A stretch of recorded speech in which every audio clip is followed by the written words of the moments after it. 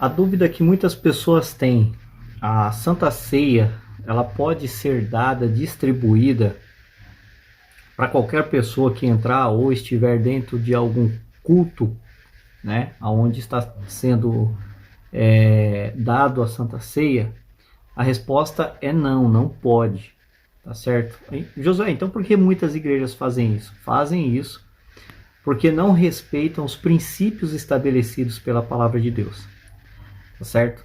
E a gente vai ver isso nesse vídeo. Lógico que não vai ser um vídeo totalmente extensivo, mas vai ser o suficiente para mostrar e provar que a Santa Ceia, ela não foi dada para um mundo rebelde, pessoas que não estão em comunhão com a igreja e nem são batizadas nas águas, certo? E a gente vai ver isso agora, certo? A gente encontra princípios bíblicos estabelecidos na palavra de Deus. Para um cristão verdadeiro, genuíno, para um ministério que realmente tem compromisso com a palavra de Deus, esses princípios seriam suficientes, né? Infelizmente, muitas igrejas, mesmo ortodoxas, né, não respeitam esses princípios estabelecidos. Jesus disse que ele não veio abolir a lei, mas ele veio cumprir a lei, né?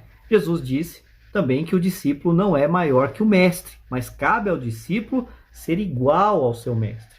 Então, se Cristo não aboliu a lei, né, mas cumpriu a lei, né, e nós estamos em Cristo, nós não podemos simplesmente jogar esses princípios por água abaixo, tá certo? E aqui eu quero pegar aqui algumas questões que vão trazer a questão do princípio da Santa Ceia. E nós vamos analisar aqui 3 textos bíblicos que vão mostrar isso no Novo Testamento, que vão mostrar que a Santa Ceia ela não deve ser dada, nem estimulada a ser tomada por ímpios, pessoas que não estão em comunhão com a igreja, certo? Mas antes eu quero trazer aqui, está aqui nessa teologia sistemática, né, do Stanley Orton, que eu julgo bem pertinente, tá certo? Ele vai trazer alguma questão aqui do Antigo Testamento que tem o seu princípio estabelecido no Novo Testamento, porque a palavra de Deus ela nunca vai se contradizer, ela não vai ir contra ela mesma. Os princípios estabelecidos continuam. E é isso que a gente vai ver. Ele vai dizer assim, ó: a fé antiga de Israel era inclusivista. Aí ele vai citar aqui: mas em Êxodo 12, do versículo 43 ao 45, deixa claro que nenhum estrangeiro deveria comer a Páscoa. Isso é muito importante, porque a Páscoa que foi dada aos judeus foi dada ao povo judeu. Isso a gente encontra lá no Egito.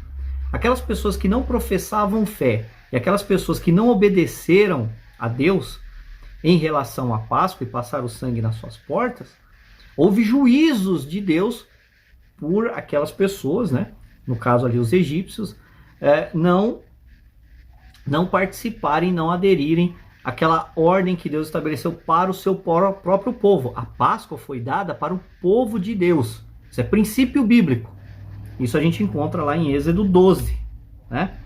E aí ele continua: o que deveria fazer o chefe de um lar se seu escravo ou estrangeiro da nascença quisesse celebrar a Páscoa? O que poderia ser? Só pega a Páscoa e dá para eles? Foi assim que foi estabelecido lá no Antigo Testamento? Não, né? Então ele vai dizer: o escravo tinha que ser circuncidado, os trabalhadores temporários incircuncisos ou os estrangeiros residentes da casa não podiam participar da celebração, porque eles não professavam a mesma fé. Veja que a fé no Antigo Israel ela era inclusivista, mas tinha que estar dentro da nação, ou seja, tinha que estar dentro ali de Israel e das leis estabelecidas. O mesmo princípio se aplica à igreja. Nós vamos ver isso no Novo Testamento. E ele continua: não poderiam participar da celebração, a não ser que também se submetesse à circuncisão. No caso do Novo Testamento, eles têm que se submeter ao que? A ceia? Não. Eles têm que se submeter ao senhorio de Cristo, serem batizados e então tomarem a Santa Ceia. Porque é um princípio bíblico estabelecido por Jesus Cristo nos Evangelhos e posteriormente a própria igreja, a qual o apóstolo Paulo escreve e direciona a Santa Ceia do Senhor. A Santa Ceia do Senhor não foi direcionada pelos apóstolos a incrédulos, mas à igreja.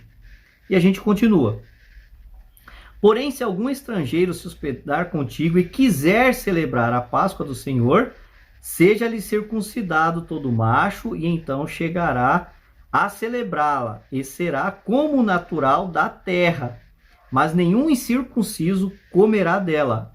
Uma mesma lei haja para o natural e para o estrangeiro que peregrina entre vós. Êxodo 12, 48, 49. Então veja, perceba, uma mesma lei haja para o natural quanto para o estrangeiro. Isso é princípio bíblico que foi ratificado no Novo Testamento. Quando a gente vai para o Novo Testamento, por exemplo, nós vamos ler lá em Mateus 26. Você abre a sua Bíblia lá em Mateus 26, 26, que vai dizer exatamente assim.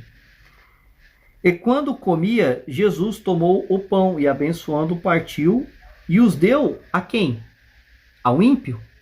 Não, o texto diz aos seus discípulos. E partindo o pão, abençoando-o, partiu e deu aos seus discípulos e disse: tomai e comei, isto é o meu corpo. E tomando o cálice, dando graças, deu-lhe, dizendo: bebei dele todos os discípulos. Não havia um fariseu incrédulo nessa reunião. Não foi dado esse cálice. E Jesus continua: porque isto é o meu sangue, é o Novo Testamento, que é derramado por muitos para a remissão de pecados. E digo-vos que desde agora não bebereis do fruto da vide até aquele dia em que beba o novo convosco no reino do meu Pai. Convosco. Quem esses convoscos? São os discípulos. São princípios estabelecidos. Jesus foi batizado para que se cumprisse a justiça de Deus. O próprio Cristo fala com Nicodemos: aquele que não nascer da água e do Espírito não tem parte comigo. Aquele que não nascer da água e do Espírito, é o batismo. Jesus, no final de Marcos, fala: ide por todo mundo, anunciar o meu evangelho, aquele que crer e for batizado será salvo. Agora, algo que é bem interessante é lá em Atos 2,42. Né? Atos 2,42. Quando nós vamos lá para Atos 2,42, que é o princípio da igreja, nós vamos ver uma citação aqui muito importante. Olha o que diz aqui: depois de Pedro ter pregado, anunciado, as pessoas creram e foram batizadas. Isso está lá no discurso de Pedro, de Atos 2. Versículo 42 diz assim: e perseveraram na doutrina dos apóstolos. Quem perseverava? Existe uma perseverança. Quem perseverava? O ímpio, o incrédulo, um visitante que não tem compromisso com Deus e com nenhuma igreja, nem com Cristo? Não. Essa perseverança era daqueles que foram batizados, aquelas que creram e que estavam com os discípulos. Eles perseveravam em algo. Então, o próprio texto bíblico dá esses princípios para a Santa Ceia de Deus, da Santa Ceia do Senhor. E perseveravam na doutrina dos apóstolos e na comunhão e no partir do pão e nas orações. Esse partir do pão aqui é a Santa Ceia do Senhor. É também a Santa Ceia do Senhor. Então veja, antes de tomar a Santa Ceia, eles perseveravam, haviam comunhão entre eles. Isso em Atos 2,42, a gente vê essas citações sendo citadas no Novo Testamento, inclusive lá em Atos, se não me engano, de capítulo 20 ou é 22, não me recordo, acho que é 20, né?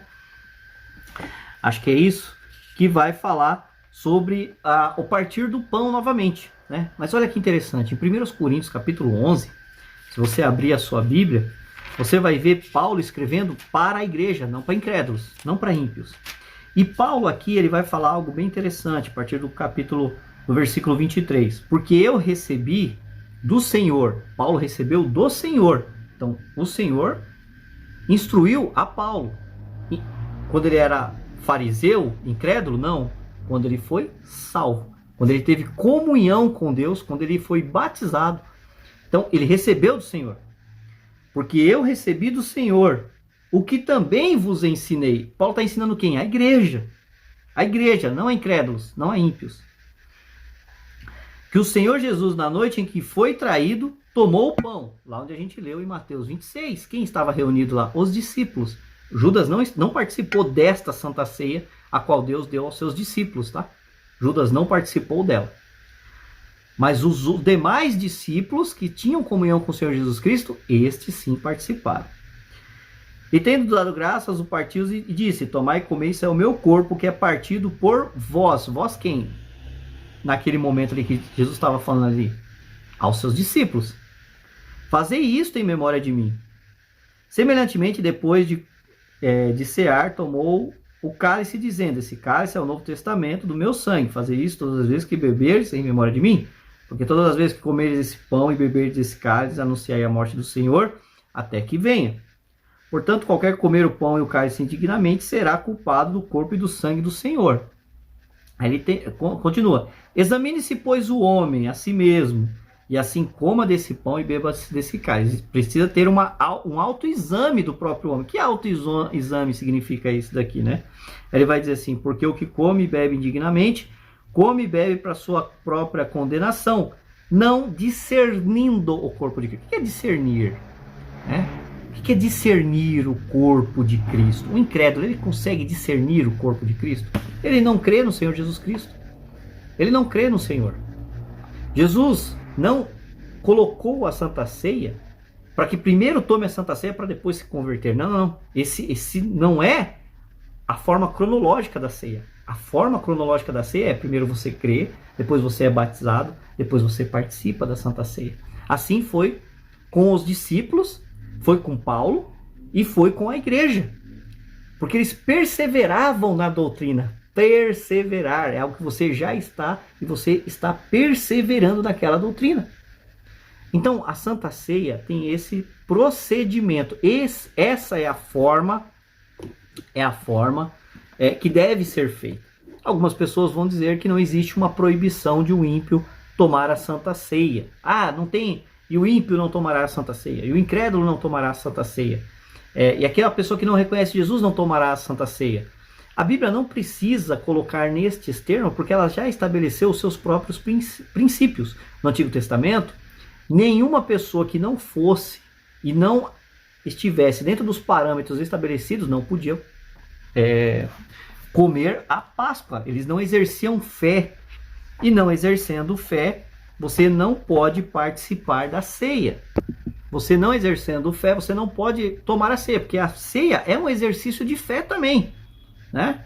Então veja, como vai dizer aqui: o que deveria fazer um chefe de um lar se seu escravo estrangeiro de nascença quisesse celebrar a Páscoa? O escravo tinha que ser circuncidado, ou seja, esse escravo deveria exercer fé naquilo que Deus exigia para que se pudesse tomar a Santa Ceia, celebrar a Páscoa. Isso lá no Antigo Testamento. E no Novo Testamento? Precisa crer no Senhor Jesus, precisa ser batizado. Após esses parâmetros, então a Santa Ceia foi dada aos discípulos de Cristo. Depois Paulo passa isso para as igrejas. O que eu recebi do Senhor depois de ser convertido, depois de ser batizado nas águas. Depois disso, então ele recebe essa instituição da ceia. E ele passa isso para a igreja, como eu também vos ensinei, como em Atos 2,42. E perseveraram. Eles perseveravam em algo que eles já criam, que eles já exerciam fé, que já tinham sido batizados conforme as exigências estipuladas pelo próprio Deus.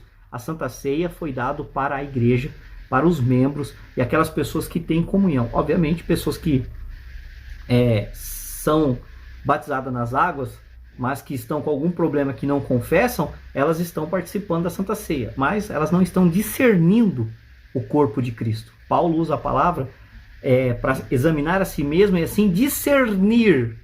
Discernir o quê? O corpo de Cristo. Tem que haver um discernimento sobre aquele corpo de Cristo. O que está sendo feito ali. E não apenas alguém que senta ali que não tem fé naquilo que está sendo apresentado ali, na representatividade do vinho, do suco de uva, né? Como as igrejas colocam ali na Santa Ceia do Senhor. Deus abençoe os irmãos. Até o próximo vídeo.